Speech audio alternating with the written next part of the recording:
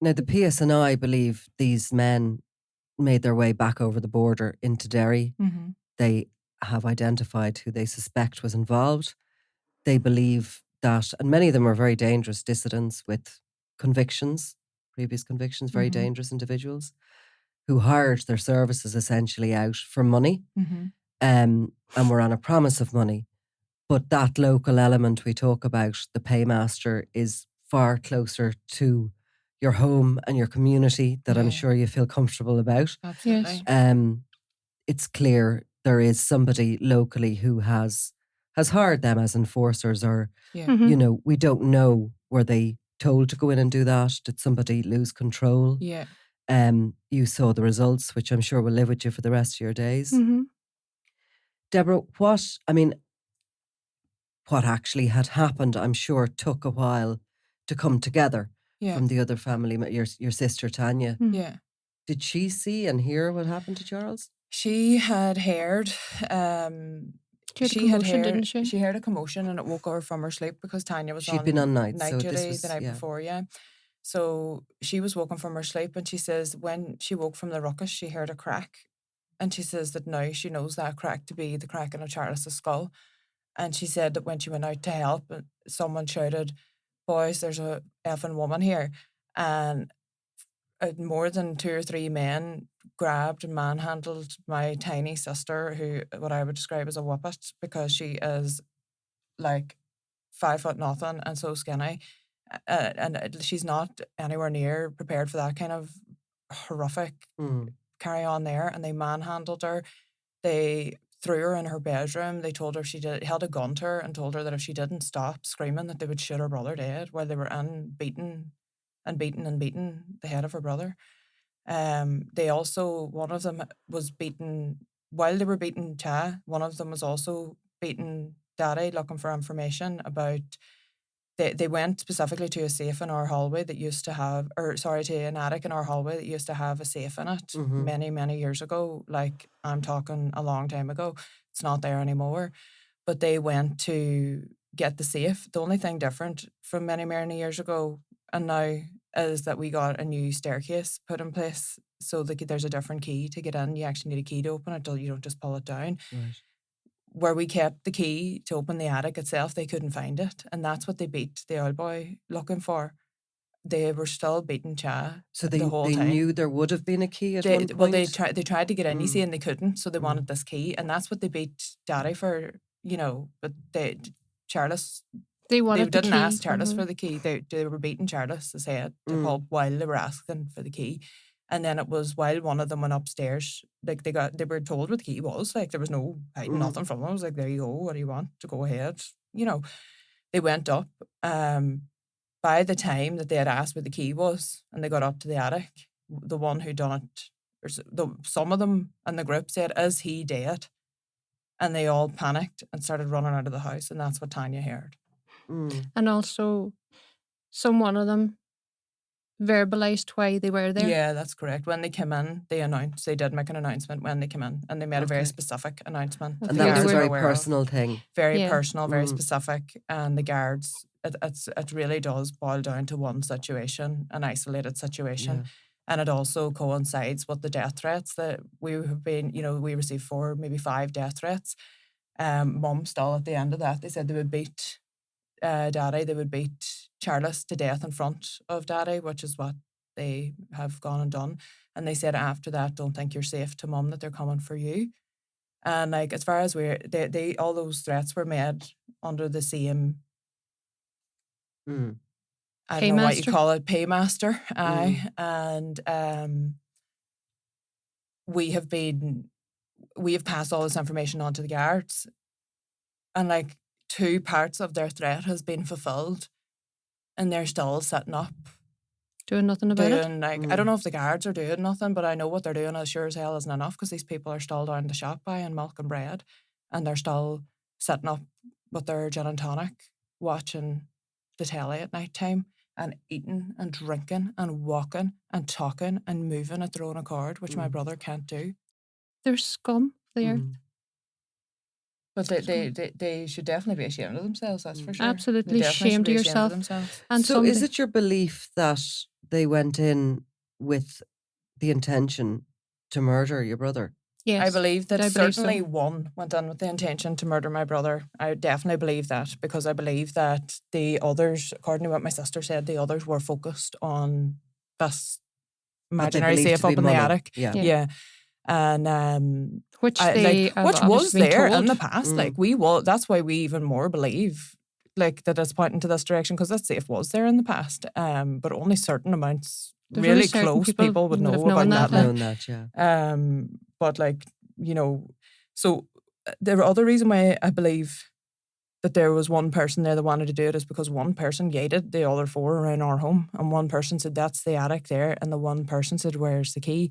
And then all of a sudden these bangs and bangs and bangs were happening to Cha. And somebody says, is he dead? To somebody, like as if I wasn't expecting you to kill this guy, or what's going on here? Like, maybe they were distracted by trying to get what they were there for and didn't see what this guy took the opportunity to do. But there was someone in that home that walked to Charles's room when they came in and took to Charles's head and kept going and going and going until he was certain that he was dead, because he didn't leave until the guy asked the question, and then they left. So... And you've seen the result of that. I mean, it must take a huge amount of strength and violence to cause those injuries. It must take a huge amount of... It needs to be fueled by something. It needs to be fueled by an emotion of hatred. It needs to be fueled by a real demonic presence in you that wants to... Once you've done the first one, maybe the first one just took you there. Maybe you just kept going and going and going. I don't know. But all I know is that there was 4 other people in that house. Somebody... I don't believe that the other 4 were there to do that, but I do believe that they're scum, for they've not opened their mouths about who's done it, and they've not... There's ways and means of giving out information. This guy here is a nutcase. Like, whoever has done this guy here is running around doing Tam the Devil's work. He failed. But... You've so much going on, because your main focus has been in the hospital and sitting there and, praying and speaking to him and hoping that a miracle will happen. And thankfully it has. But you're also at the same time trying to encourage 2 different police forces in 2 different jurisdictions to do their job. And the PSNI certainly have put the manpower on this investigation. And they have their top teams. They're investigating terrorists, essentially. The Gardaí in the Republic of Ireland, which is only, a short drive away, are initially looking at this and considering it an aggravated burglary, but it is far more than that.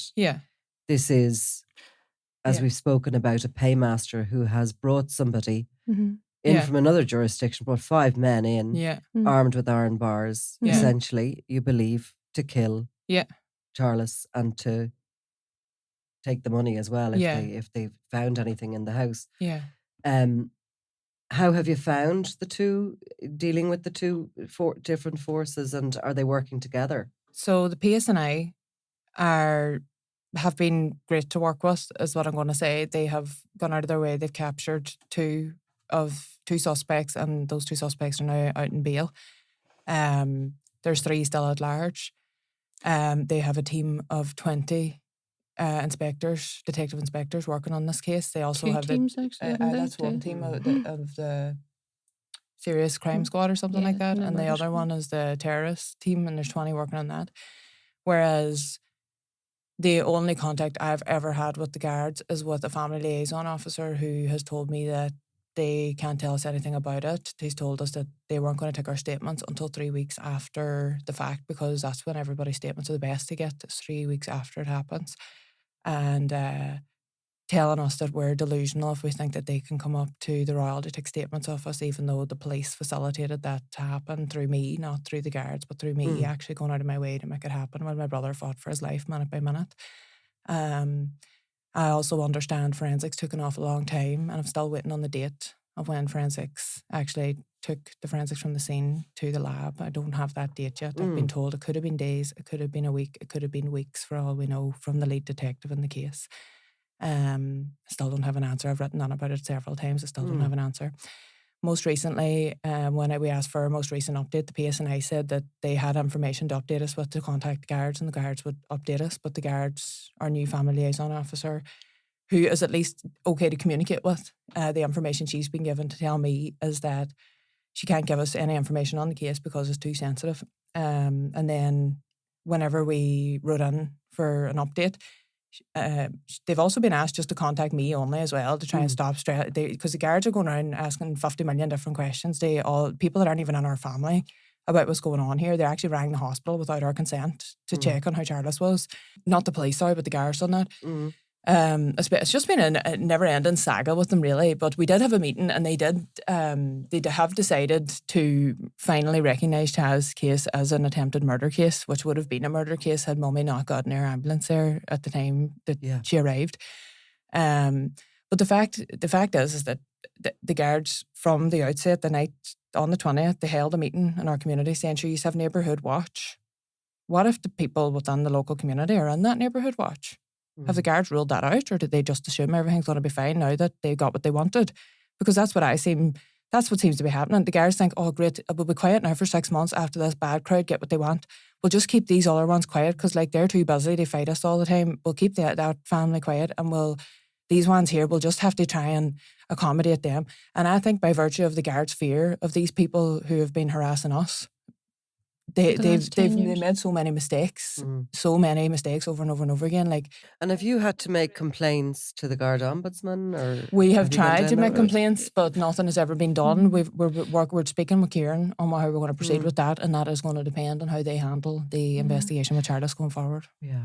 As a family, we have been so beaten down by the law, and that they have actually almost made us feel that we're crazy. Yeah, they called us delusional. They have never acted on. They have actually, you gave a great example of the sheep and the wolf, Deborah. Yeah, they have treated us like we are the wolf that came to eat the sheep instead of the wolf that was trying to help the sheep out. It's a wee picture. It's a wee picture. I'll show it to you after. Okay. It's a good wee analogy, but as a family, from the very outside, even from the arson attack, they never actually carried out the proper investigations, the proper forensics. There's so many things in relation to that they never did. Yeah. That we feel that this has actually encouraged these perpetrators by the Garda to continue their acts of violence towards us. And I think these people feel now enabled to do that, and they feel that they're above the law. Yeah, and they do, yeah. And our force have actually encouraged that. And to this date, by virtue, there's certain things that have happened to this date that we're aware that these people have been doing as very, very suspicious behaviour that we have reported to Garda Síochána. The Garda and Garda Síochána will not get back to us with an answer on these things to say whether they've done it or not. The things that what's disturbing most is one of the answers I got back was one person done a suspicious act and that was investigated. The following day, another person done another suspicious act, and the guards told me that the first person's was enough, that they didn't need the second person's. And this is after our meeting of considering this as attempted murder. Yeah, I'm just not convinced right now. I've spoken to family liaison. I said, put yourself out. She told me that the new reason why they won't give us information yesterday, this is only brand new yesterday, she told me this, that the reason why she won't give us any updates is because we are putting the investigation at risk by going to the media. If we didn't go to the media, you would have never escalated the case to an attempted murder case. The Garda are putting our brother's case at risk. Your actions are putting our brother's case. Your actions put, to me, the guards have blood in their hands. That's the way I see it. To me, the guards done it. Even on the day when I pulled up to the scene, 4 or 5 guards stand in the front of my house with their hands in their pockets, chatting to one another. And there's an appeal out now, 2 months later, for the car that they should have been looking for, that driving up and down the road. And I told the guards that what they do still, stood with their hands in their pockets and looked at me as if she's mad. Very frustrating when you have all you have going on in Belfast. We would like to say that there has been one very outstanding member of Garda Síochána that has actually treated us with respect and has And that's been there not to even support us. outstanding, actually. That's actually Well, not even maybe not outstanding. That is outstanding. actually standard. That actually should be Yeah. standard treatment. But- We pay their wages at the end of the day. They should be respecting us and looking after us. They're not fit to do it. And Michael is the only one that did practice to within his job what he's supposed to be doing. Yeah. I don't think it's anything extraordinary to ask for. You're Well, feeling very let it down appears as- extraordinary when you're working with an entire Yeah. force that don't want to do anything for Yeah. you. It becomes like as if it's so you're so grateful for one person that has a uniform and this a law enforcement officer that actually takes you serious and wants to help you. That person then becomes your entire focus because you haven't received it from anyone else. You know. And like I don't feel confident that Mommy's safe either. Like, you know, they've never once mentioned to me, we're reassuring you that your mum's safe, you know, that threat that your mum Or had, any you know. of the kids. And what about going back? Oh my God, I do not imagine us ever going back anywhere near that. I imagine us leaving the country because, to be honest, as far as I can see, I don't see, until those people are reprimanded, we're not safe. Yeah. We're not safe because, and even now that, like, it's even scary to tell people Charles is recovered because we're frightened of what they're going to do to Charles now that he is recovering. You know, Charles is weak now, he's vulnerable now. And we're frightened of, are they going to send 5 crazy lunatics into the Royal? Or what are they going to do? You know, what are they capable of? Well, you need Because reassurance from Yeah. we need reassurance from Garda both the Síochána and the PSNI. Garda Síochána Yeah. that they're going to do their utmost to bring these people and to go in behind, I suppose, the hired thugs Yeah. and to find who paid them actually or paid asked them, them yeah, to do that. Yeah. To go back to when he's air ambulance to hospital, what happens when he arrives? What sort of, Oh my I don't know whether you're able to talk about that, but how bad his injuries were and what the medics had to do. Almighty. When we arrived at the Royal, the doctor came out to talk to us and he said his injuries were the worst, amongst the worst head injuries that they'd ever seen in the Royal. And he showed me a picture of Charles's scan. Of a skull. And it was like, I could only describe it as if you had a boiled egg Yeah. and you hit it hard with a spoon Mm-hmm. and just shattered it into pieces. Yeah. It was like an irregular jigsaw puzzle, Yeah. broken to smashed into tiny little Yeah. pieces. And they couldn't, like, And they what they couldn't save usually do, so in a case like Charles, I'm sorry for cutting you off, but what they usually do is they cut your part of the skull out that they need to save and they put it in your tummy, and your tummy will keep it alive for you until you're ready to put it back in. Oh my God. But because Charles's was so smashed into smithereens, he spent over, I think, 12 hours in surgery with them picking out pieces of skull from his brain. That's what the surgery was about. Like, they had to pick it out. They couldn't, what were they going to put in his stomach? Shards of glass? To hear a surgeon say, we had to bin your son's skull. Yeah. I mean, I just wonder, these people who paid these men to do this act, how would they like it if that was them in my position, standing Yeah. hearing that I'm sure they have information kids of about their own. son Yeah. or about their daughter? How would they like it? You know, to think that not only have they ruined a young man's chance at life, but they've also totally turned upside down an entire family. And a community. They've rocked the whole world with this. They've rocked the whole world with this. These All boys, like, over they really greed. have. People are disgusted. Charles is such a good person. Yeah. So what's left then after that surgery? He's going to get a titanium skull put in place has because to he get- has to get it. And that's our next battle that we're facing, which is another unnecessary battle in my eyes. We, don't get me wrong, the Royal Victoria Hospital have saved his life. That's number one. God has worked through them. They have saved his life. ICU were amazing to him. He's now moved down to neurology, and we're like, don't get me wrong, like, there's some nurses down there that I just they're amazing and they've been so good to chat, like, unreal. However, there's some sort of financial barrier here with Charles getting his plate in place. They've done the scan, they're able to make it. The problem is we need someone to sign a piece of paper to say make that, and then we need a team to be put in place to put it in a skull. It's literally the only thing. Charles is like super high risk falls at the minute. If he does fall, he'll die. If he hits that part of his brain that's exposed, he will die. And he's being held back from having the surgery when he's up walking, talking. He's a miracle. He's a walking, talking miracle here, let's be real. And he's being denied the next step in his care, which we were told initially when we left ICU would happen in 3 weeks. It's coming up to 3 weeks and it hasn't even been ordered. You know, and it's sitting there ready. You know, why is it not been ordered? Why is this not happening? We are having a meeting tomorrow after having some politicians get involved to try and see why is there an issue with funding here? Why is Charles being reduced down to a pound coin rather than an actual life that has been through the wars that the whole country wants to help? Why do you not? What do we pay tax for if it's not to help people? After the 12-hour surgery, though, it was touch and go, I'm sure, was it? Oh my God, it was touch and go before the surgery. we were told, like, when they took him into theatre, obviously he was in theatre, taken to theatre shortly after he arrived, and they came out to us and said, you know, that it's likely he wasn't going to make it. And he came out of the theatre and they said, you know, you may only have hours with him. So there's nothing more we can do. Yeah. They said the injuries were so extensive that, you know, they couldn't do any more. And so for the first week, every day, and maybe once a day for sure, we would have been called to the family room, and the different consultants each day would have come down and said, or obviously not every, been a different consultant every day, but within a period of a week, we saw a lot of consultants that were involved in his care. And every time we met with them, it was always, you know, it's just hour by hour. You know, we can't guarantee anything.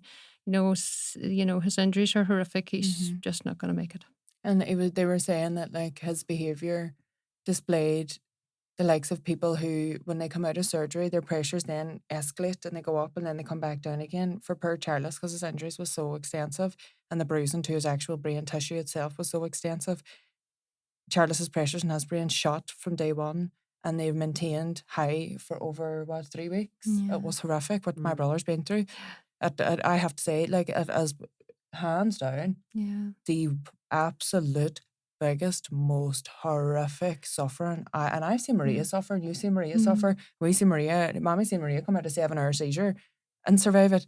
We've never seen the like of suffering that we've watched Charles been through. Like, I'm not even joking you. I don't even know how, like, do you know what he said to me when I said, you've been through so much, Chai, you must have, like, this is amazing for you to achieve this. And he says, oh, sure, what do you do? Yeah. And I just think to myself, like, I think I would need to crawl in a corner and never come out for about 10 years after just going through the pain of what he's been through, let alone the experience and the over 10 years worth of harassment from a bunch of good-for-nothings that have gone together, scraped together whatever amount of pounds that they could manage to pay off a lot of scum degenerates to come give the address of our home, the room of our brother, the layout of our home to them. And tell them that they were going to get some more money. And tell them that they were going to get more money when they do it. Charles will pay you for it. Those people have blood on their hands equally hands as the people they sent in. They're worse than the people that were sent in. If you ask me, the paymasters are the ones. I see them 5 there. I would rather, whatever one done it, I'd like that one. See the other 4, I couldn't care less. See the paymaster and the boy that put his hands on my brother.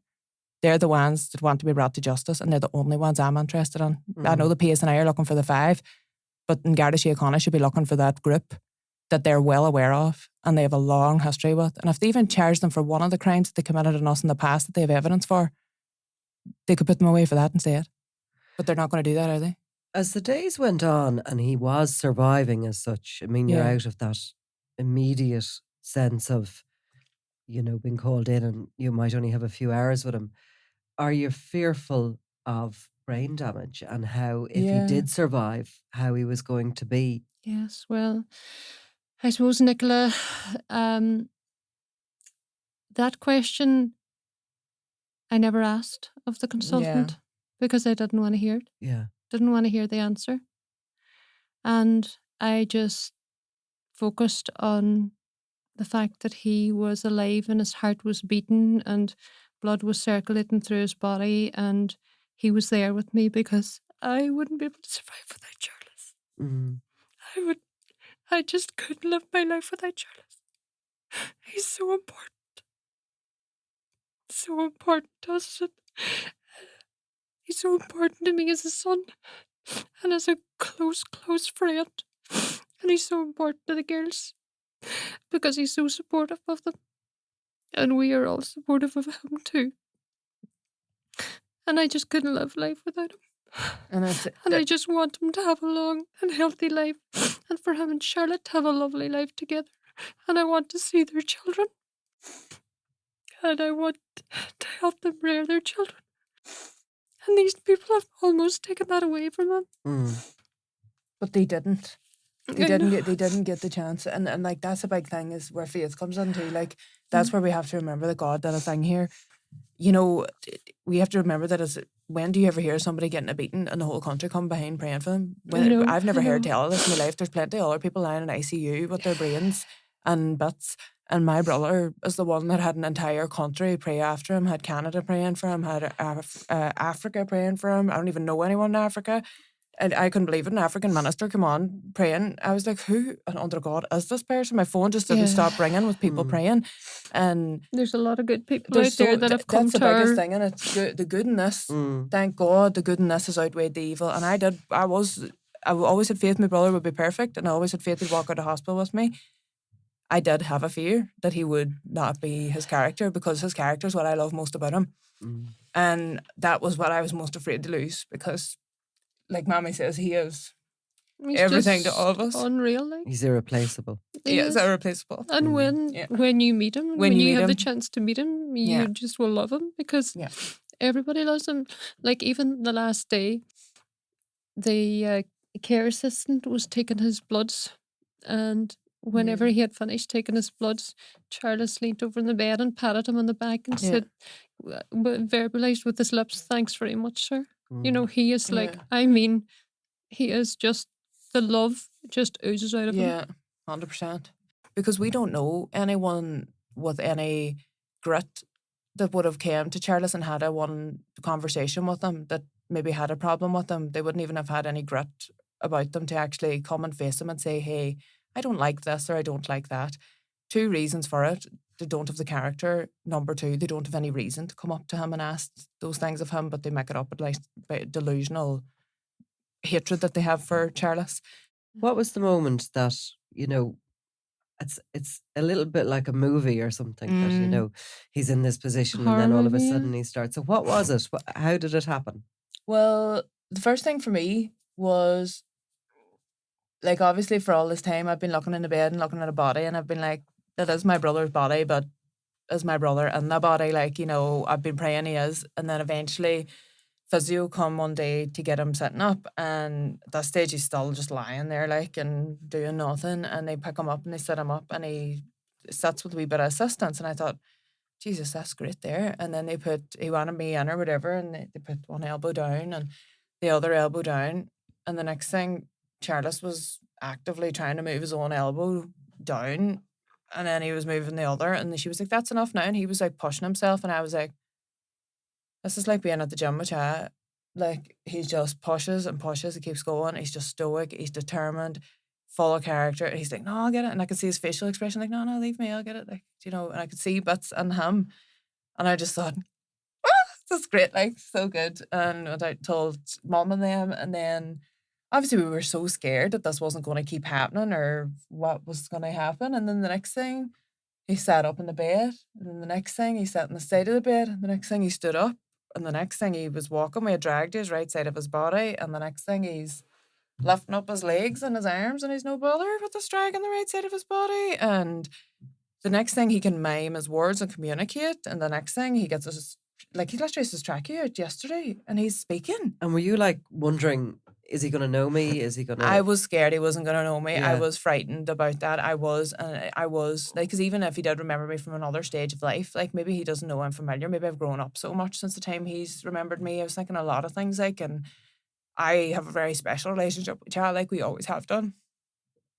And I would be very sad if he didn't remember me, but I'm very happy that he does. You know, he does. Like, and I'm very happy about that. Like, and I'm so glad, because I know, like, he trusts me and I trust him. And thankfully, I think with a while lot of love, our family does love each other so much that I don't think anything can break us at this point after coming through this. I just think it's not worth, don't bother, because if my brothers come through that, you're not taking any of the rest of them away from me ever again. Like, that is it. you know, we're leaving. We're not putting ourselves in danger for nothing anymore. For nothing. Because you know what? Even though we had them threats and all, like, we're the kind of people, we just never imagined people would do anything like that. Like, we just didn't. We were ignorant and green to that kind of world. Like, we haven't a clue. Like, you know, we know nothing of that there. Like, you know, and for that there to come to our door, like, I mean, I think I paced over and back to the salon. I was going to get my nails done. Thinking, did I just hear them words, like, and Your world was just turned upside down. Jesus Christ, it was crazy stuff, huh? It's just awful to think that, Like you a new know, year. these people have such a deep-seated hatred Yeah. for us that, you know, and we have done nothing to them to cause that deep-seated hatred. Like, it'd be different if we had tortured them or had tried to deny them something or, We've you actually know, been hateful to them, but we've never done anything. Like, When did you know he was going to be as okay as he is now? I think I probably have always known. yeah, I've always deep believed. down, deep down. You know, yeah. the first day, that first night, I had visions that I won't share with you that I spoke to Deborah about. And that night I thought that was it, like. But then after that, when I put myself together, I have never doubted that I wasn't going to walk out of that hospital without him by my side. Well done, you. And And that, did I you tell agree. him that? I told him that. I haven't actually said that to him because, you know, I want to try and tread gently with him because I don't want to scare him. Like, I just want to be there and sit quietly by his side and, you know, for reassurance and to be there when he wants to get up so that he doesn't have a fall, to be there whenever he rises quickly and maybe forgets that he's got a nasogastric tube in because I don't want him to pull the tube out and have to undergo the torment of having another one put down. So I just like sit quietly there and just Pray pray for constantly. them. Yeah. Yeah. That's what Mommy does. So- That's what we all done for the first 4 weeks in ICU. Yeah. We prayed without ceasing anyway, that's for sure. We done what Padre Pio said. We just kept it until, and so did the rest of the country, which we're very grateful for. And as well as that, like, I just want to say as well, just because I'm going to forget, but we're staying in a place in Belfast is so expensive, and everybody's like left us now where we don't have to go. Like, we have our own business. That's how we look after ourselves.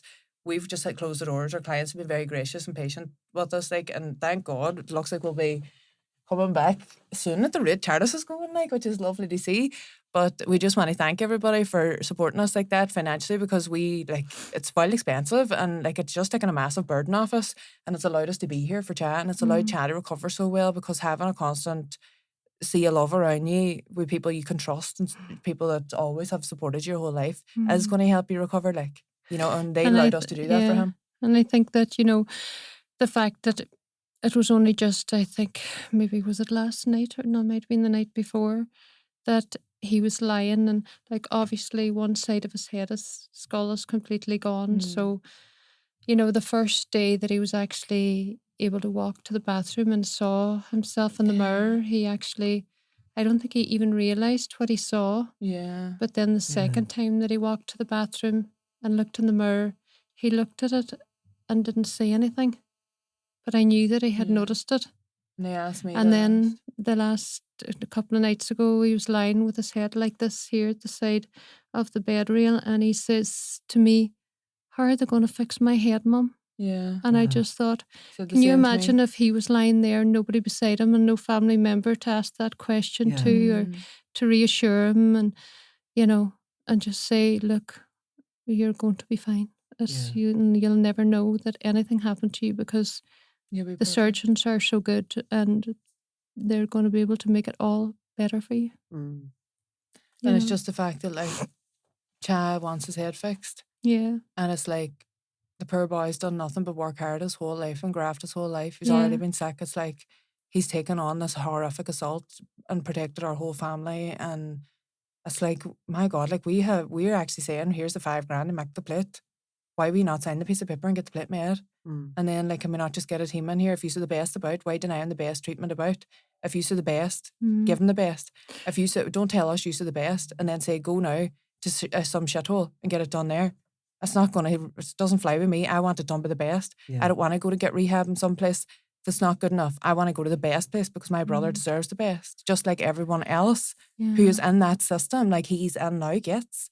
Do you know, he needs to go to Musgrave and he needs to get his surgery, like.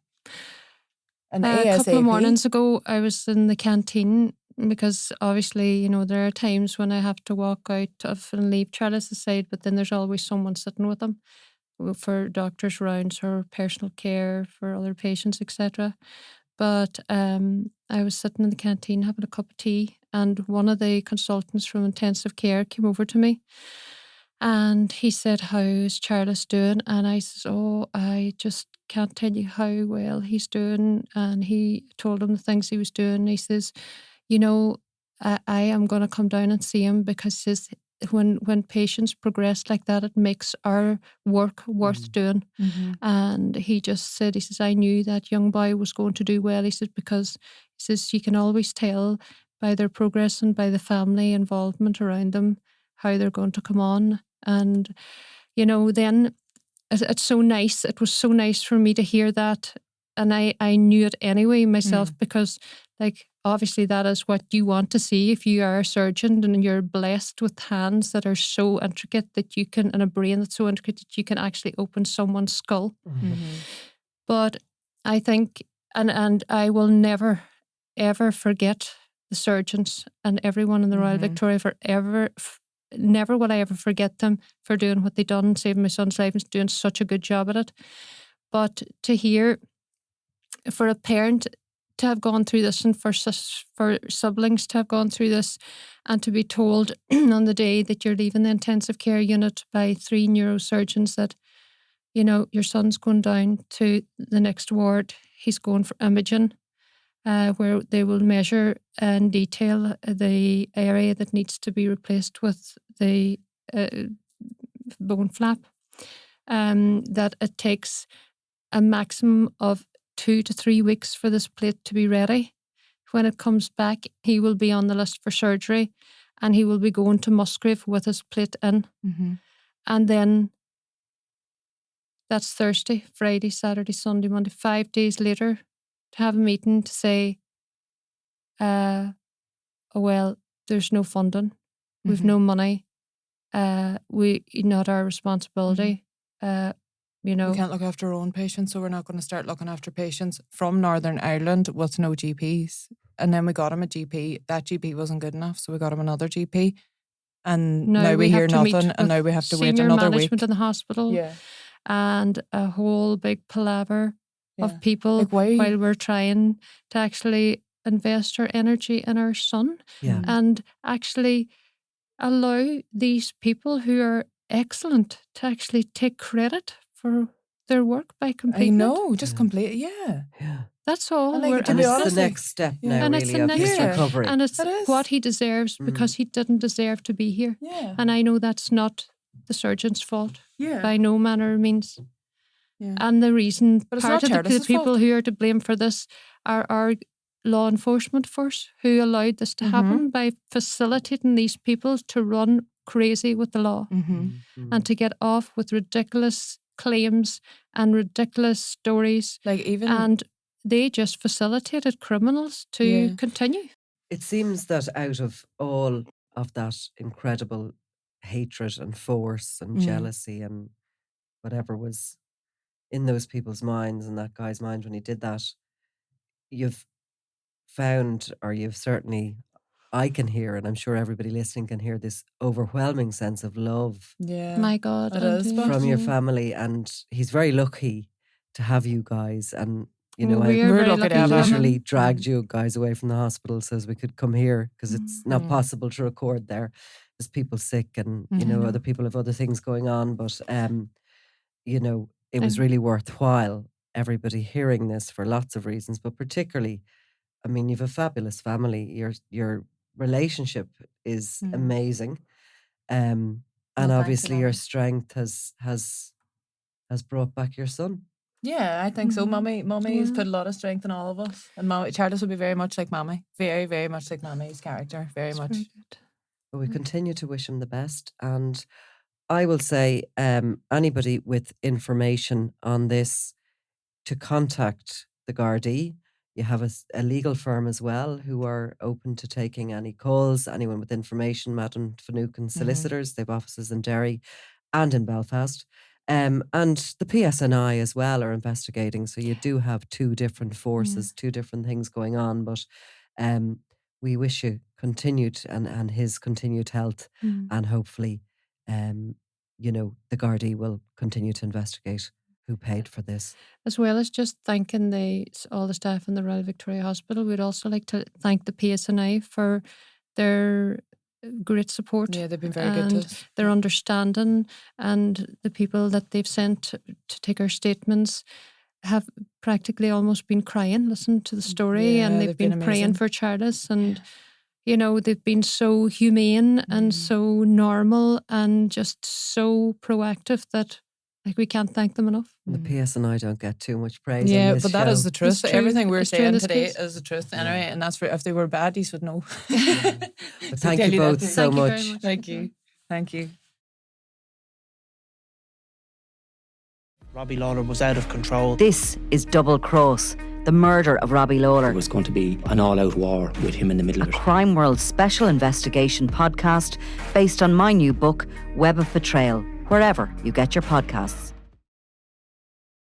I'm Nicola Tallant and you're watching Crime World, a podcast about criminals, drugs and the underworld in Ireland and across the globe. Make sure you subscribe to our channel and turn on notifications so you can be the first to watch all our latest episodes. You can also listen wherever you get your podcasts.